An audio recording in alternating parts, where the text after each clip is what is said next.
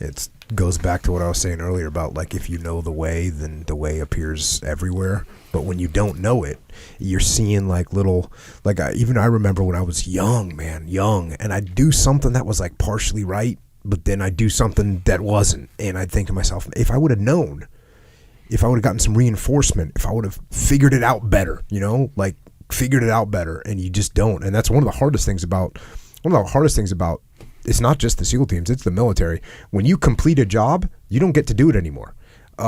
You get done with your assistant platoon commander, and you're like, okay, I got this figured out, I'm ready to do it again. They're like, no, now you're going to be a platoon commander. And then you get done with your platoon commander, you go, okay, I got this figured out, I'm ready to do it again. They go, no, you're going to be a task duty commander. And then as soon as you figure something out, you're done with that job, and you can't go back and do it. Very seldom do you get to go back and do it again.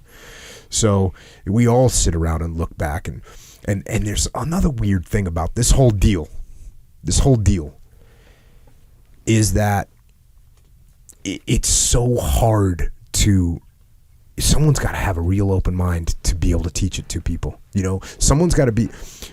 When someone's just got to have an open mind. Like I would say, when I was running Trade Ed, I would say, like 30 or 40% of the people would be like listening and absorbing, and which is pretty good. It's actually pretty good. But there was like 30% of the people that, I would try and explain something to them, and they just wouldn't. Like you're putting the way in front of them, but they don't recognize it. They can't see it. And so it's easy now that you know the way. When you look back at your own experiences, you go, the way appears everywhere, but you didn't see it back then. I didn't see it back then. I'm just looking at it going, man, why didn't I figure that out? It's one of those things, and I think that's one of the things that makes what I'm doing now, what you're doing, what we're doing now as a team, is to be able to try and pass these lessons on to leaders everywhere, and leaders in the military, leaders in police, leaders in fire, leaders in business, everyone, to be able to say, look, hey, this is it over here. I know this is hard to see, but look at this. And it's awesome to be doing what we're doing now and say, and have people, again, a certain percentage of people that go, I got it, I can take that. And what's interesting about our business now is when people are raising their hand and they're asking for it, that means their mind is they're open to it. They want it.